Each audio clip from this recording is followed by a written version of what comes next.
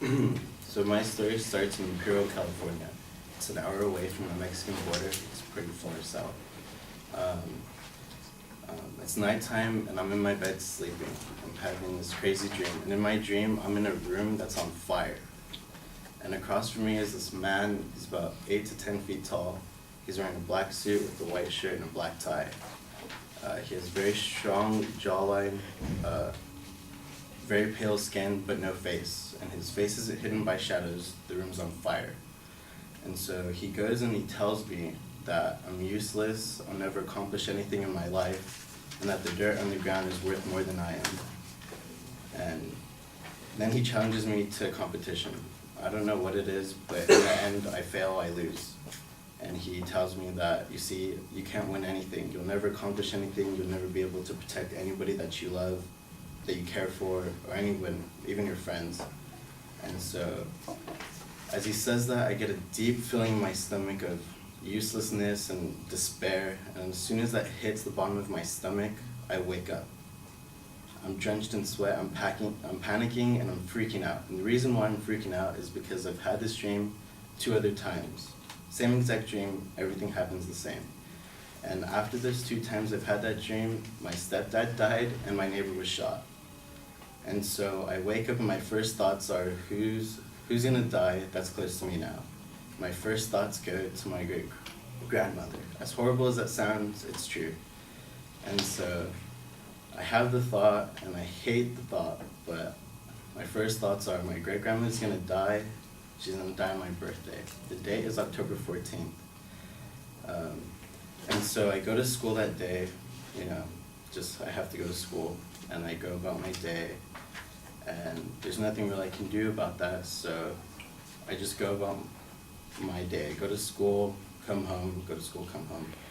And I gradually forget about the thought over the next 2 weeks. And the date's October 27th, it's a Friday, and I come home and my mom says to pack a bag. And I go, why? And she goes, we're gonna go to Texas for your birthday. And so I go, okay. So we wake up on October 28th, which is my birthday, at 3 o'clock in the morning, and we make the 12-hour drive to Texas, El Paso, Texas. We get to Texas around 3 or 4:30, and we're greeted by my grandmother, but she doesn't live in Texas.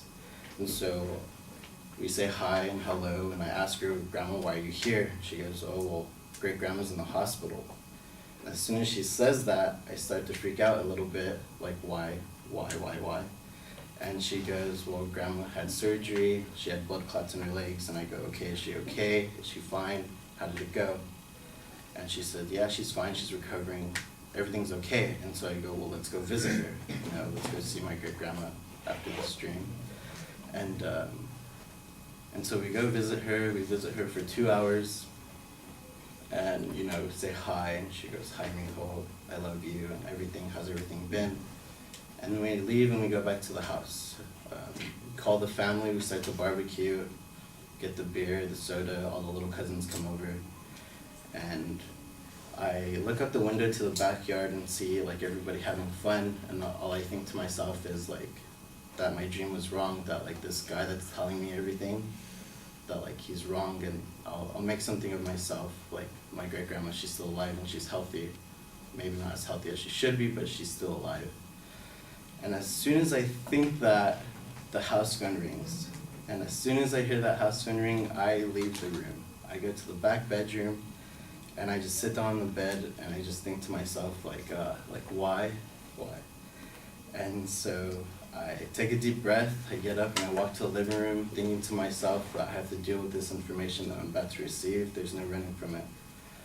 So I walk into the living room, my grandma's crying, and my mom looks up to me, and she puts a hand on my shoulder, and she says, great-grandma passed away. And instead of spending the weekend there, we ended up spending 2 weeks there to plan the funeral services and arrange all the flowers. And so not only did I predict my grandmother's death, I predicted that it would be on my birthday, and that is my saddest and worst day, or event. Thank you.